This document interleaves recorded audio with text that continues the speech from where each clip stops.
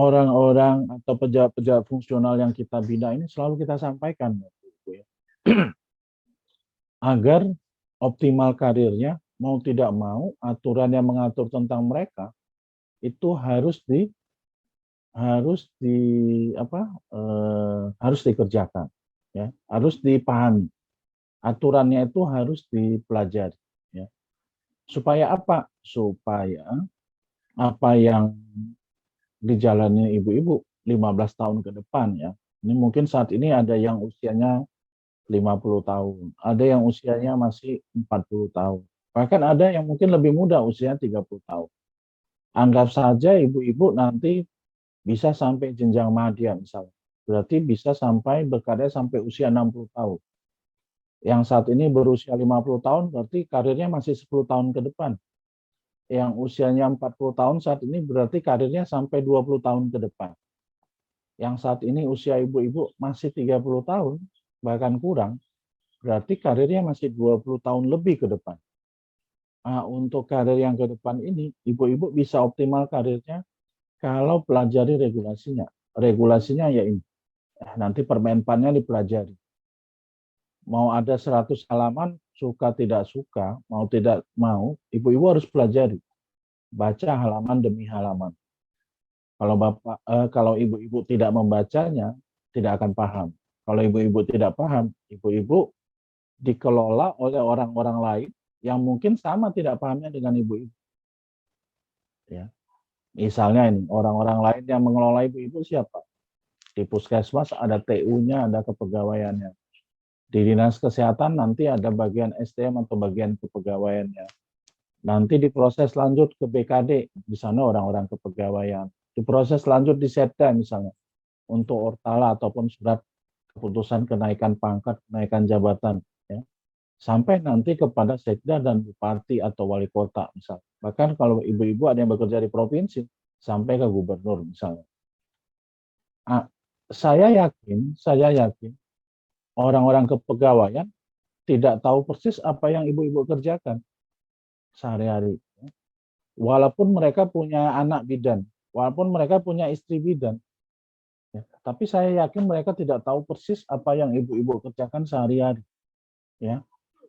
Sehingga bisa saja ya karena sama-sama kurang pahaman ini, ibu-ibu tidak optimal karirnya. Ya. Misalnya nanti dinilai angka kreditnya harusnya dalam satu periode selesai SK-Paknya bisa berlarut-larut, ya. Ataupun nanti harusnya bisa diangkat naik jabatan, tapi tidak naik jabatan karena ketidaktahuan akan peraturan misalnya. Ya. Jadi ibu-ibu yang terhormat, para bidan yang kami kasihi, ya, tolong nanti dicermati peraturan-peraturan yang mengatur tentang ibu-ibu bidan. Baik, ya. Ini unit pembina di Kementerian Kesehatan kita bagi-bagi ya masing-masing JF ini, ya. Termasuk bidan nanti ada di Direktorat Pelayanan Kesehatan Primer, ya, unit pembinanya. Baik, kami ini ya sebentar ya. Sebentar ibu-ibu, kami 10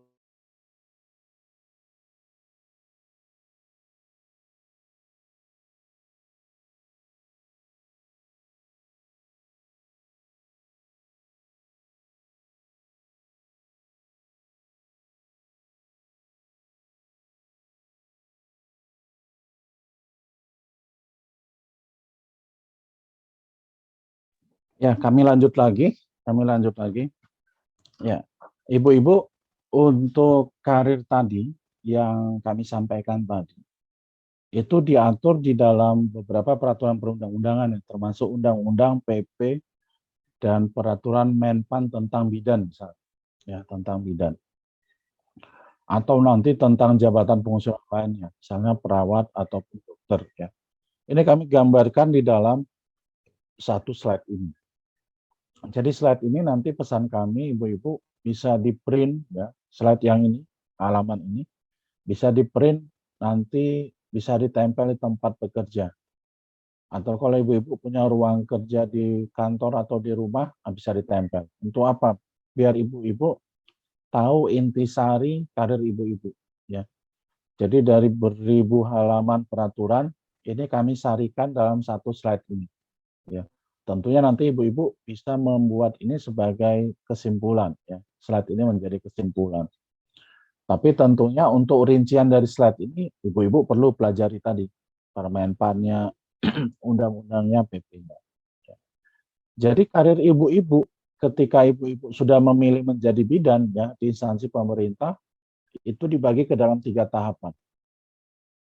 Tahapan pertama ini kami sebut tahapan perencanaan. Jadi di sini kita menyampaikan bahwasanya setiap satker di Sulawesi Tenggara, ya, setiap satker atau institusi pemerintah di Sulawesi Tenggara itu menyusun formasi. Formasi apa? Ya formasi jabatan. Jabatan apa? Terserah. Kalau di puskesmas butuhnya apa?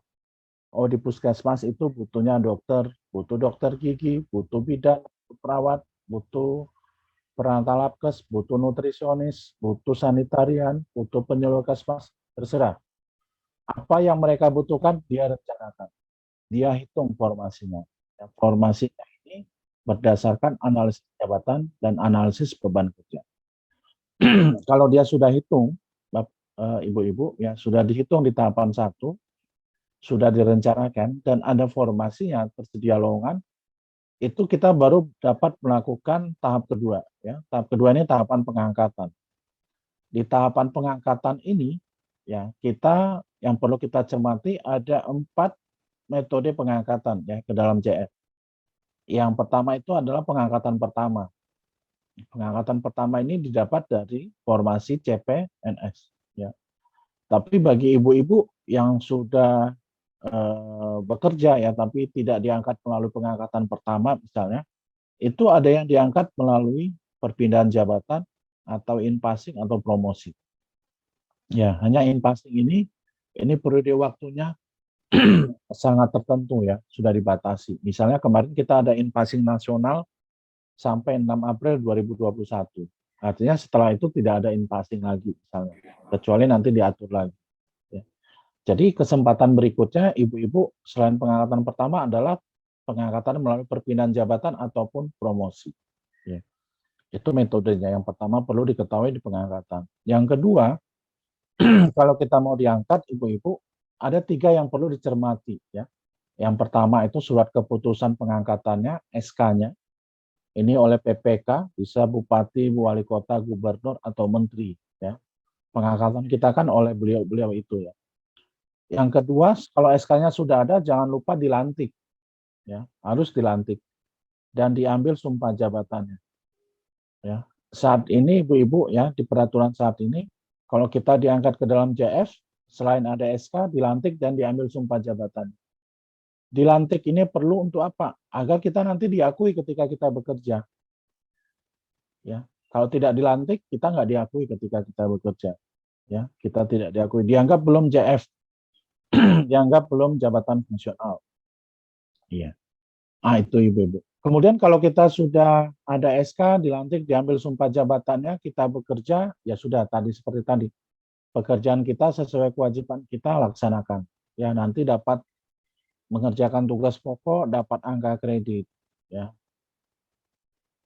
Kemudian kalau kita melaksanakan pekerjaan lain, ya nanti kita SKP-nya dinilai baik. Ya. Jadi saran saya kepada ibu-ibu, kalau ada perintah atasan, ya, itu kan ada 2 macam tadi, tugas pokok atau tugas tambahan. Tugas pokok kita dapat angka kredit, ya. Kalau ada tugas tambahan, ibu-ibu nggak usah kecewa. Pak, ini berarti angka kredit saya kan nggak dapat, Pak, kalau saya disuruh jadi bendahara. Ya. Saya jadi bendahara setahun 2 tahun nggak ada nilai angka kreditnya. Iya, nanti ibu-ibu dapat yang lain, ya. Dapat misalnya dianggap berintegritas, dianggap dapat bekerja sama dengan pimpinan, ya, dianggap memiliki loyalitas, ya. Itu kan dinilai di SKP, ya, dinilai di SKP. Jadi ibu-ibu memang kita sebagai pejabat fungsional ini ada angka kredit, ada SKP, ya. Kemudian kalau kita sudah bekerja, ibu-ibu, kita tentu punya cita-cita ya. Ibu-ibu tentu saya yakin punya cita-cita ya.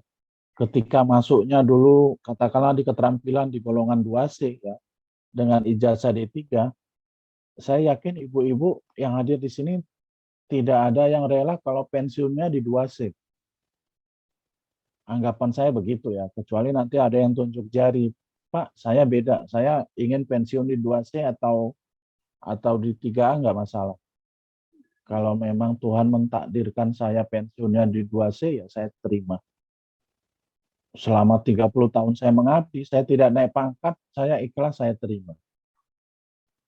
Saya belum pernah ketemu orang yang seperti itu, ibu-ibu. Ya. Kalau dia masuk 2C, dia pengen naik ke 2D.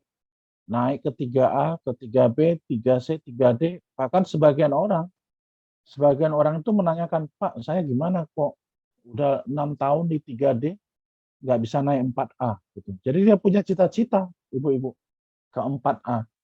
Padahal yang namanya masuk di 2C, itu sudah diproyeksikan pensiunnya di 3D. Ya.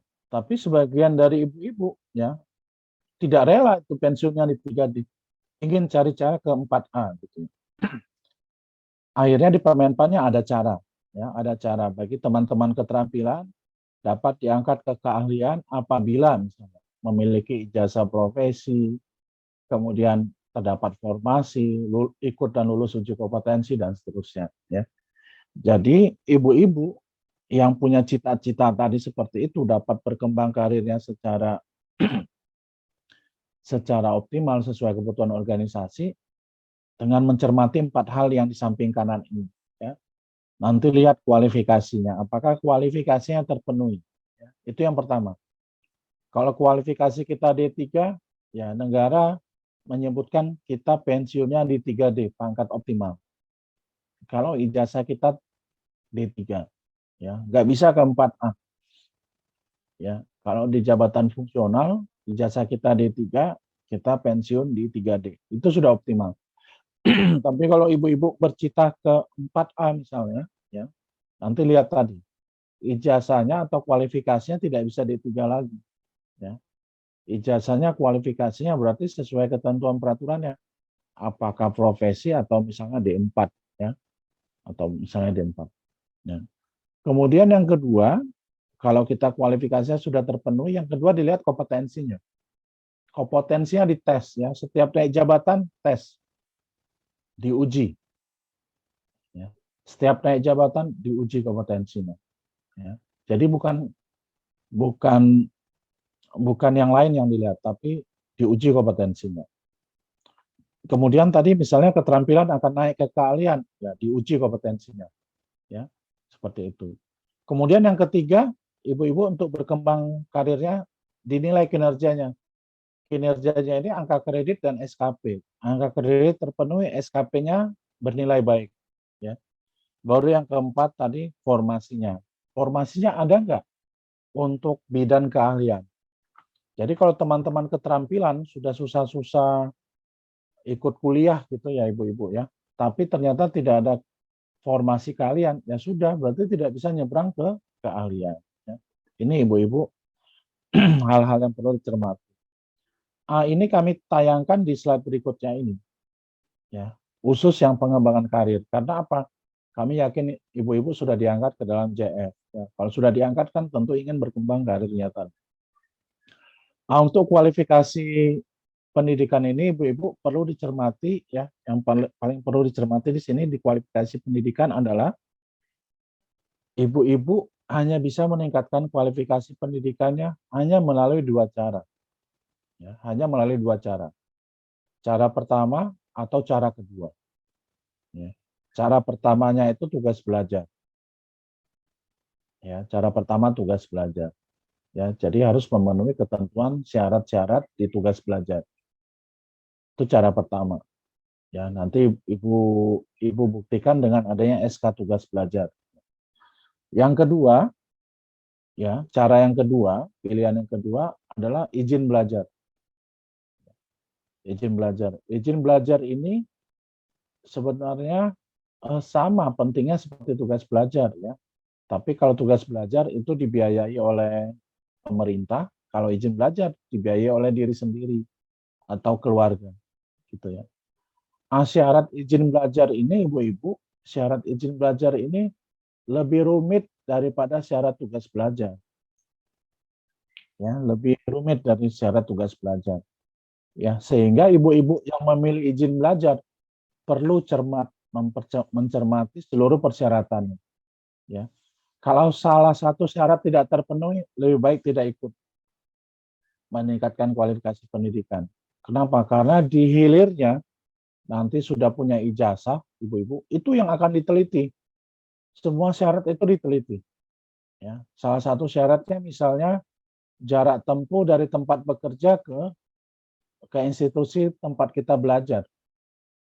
Kalau jarak tempuh tidak memenuhi ketentuan persyaratan, ibu bapak atau ibu-ibu bisa tidak diakui ijazahnya, ya, tidak diakui ijazahnya untuk dipersamakan, ya, untuk dipersamakan nanti atau untuk disesuaikan dengan pangkat dan golongan dan jabatan. Ya. Itu salah satu contoh yang kami sebutkan, misalnya jarak tempuh, ya, dan lain-lain. Jadi yang ibu-ibu yang mengambil izin belajar perlu cermati seluruh persyaratan. Kalau ada salah satu persyaratan tidak terpenuhi, lebih baik tidak ikut. Ya, lebih baik tidak ikut. Lebih baik sabar menunggu. Kenapa? Nanti ibu-ibu akan kecewa di belakang hari. Ya. Itu ibu-ibu yang kami tekankan di kualifikasi di pengembangan karir. Yang lain yang tadi kompetensi, kinerja, dan kebutuhan itu sudah kami sampaikan. Ya. Jadi 4 hal ini memang merubah mindset, ya, merubah paradigma. Jadi 4 hal inilah yang disebut dengan merit system. Ya, Undang-Undang ASN itu menyebutkan karir kita, ya, karir kita dikembangkan berdasarkan ini. Ya, karir kita dikembangkan berdasarkan ini. Inilah yang disebut merit system. Kalau dulu sebelum Undang-Undang 5 tahun 2014, paradigma kita, mindset kita berpikir kalau angka kredit terpenuhi kita naik pangkat. Itu dulu ya ibu-ibu. Jadi sekarang ibu-ibu harus merubah mindset, merubah paradigma. Ya. Angka kredit terpenuhi apakah naik pangkat? Belum tentu. Lihat dulu yang lain. Apa Pak yang lain? Kompetensinya. Kompetensinya bagaimana? Oh, kompetensi saya belum ikut Pak uji kompetensi. Ya berarti belum bisa naik pangkat. Kemudian angka kredit terpenuhi, kompetensinya baik, misalnya sudah ikut uji kompetensi dan lulus. Bagaimana kualifikasinya? Oh, kualifikasi saya masih D3, Pak. Oh ya, Ibu berarti maksimal di 3D di penyelian. Oh, tapi saya udah 7 tahun, Pak, di penyelian 3D. Ya, apa boleh buat, Bu? Karena memang sekarang paradigmanya begitu. Oh ya. Oke, sekarang ibu-ibu sudah mengambil bidang profesi, sudah ikut uji kompetensi dan lulus, angka kreditnya baik. Apakah saya bisa ke keahlian? Belum tentu. Apakah ada formasi di keahlian? Kalau ada formasi di kalian, silakan. Berarti ibu-ibu sudah lengkap persyaratannya. 4 poin pengembangan karir berarti sudah lengkap. Ya. Jadi ibu-ibu saat ini kami berharap dapat menyesuaikan mindset-nya. Ya. Menyesuaikan mindset-nya dengan peraturan perundang-undangan. Agar apa? Agar ibu-ibu tidak kecewa. Ya. Agar ibu-ibu tidak kecewa. Yang kedua, ibu-ibu tidak menyalahkan orang lain. Yang sering disalahkan itu kan teman-teman kepegawaiannya ibu-ibu ya. Nanti ibu-ibu misalnya punya ijazah bidan, profesi bidan. Datang ke kepegawaian, minta penyesuaian. Oleh kepegawaian dikatakan tidak bisa Bu disesuaikan. Kenapa? Karena ibu tidak memenuhi syarat waktu tempuh atau jarak tempuh. Akhirnya ibu-ibu emosi. Ibu-ibu mengatakan, Pak saya itu pakai biaya sendiri. Pak, suami saya itu sampai jalan sama perempuan lain gara-gara saya izin belajar ke kota, misalnya ke Makassar 2 tahun. Tapi setelah saya lulus, Bapak mengatakan ini tidak bisa disesuaikan. Apakah Bapak tidak zolim misalnya? Ibu-ibu menyalahkan kepegawaiannya. Padahal ibu-ibu yang harusnya tahu apa peraturan-peraturannya. Ya. Jadi saran saya seperti itu ya Ibu. Ya. Baik,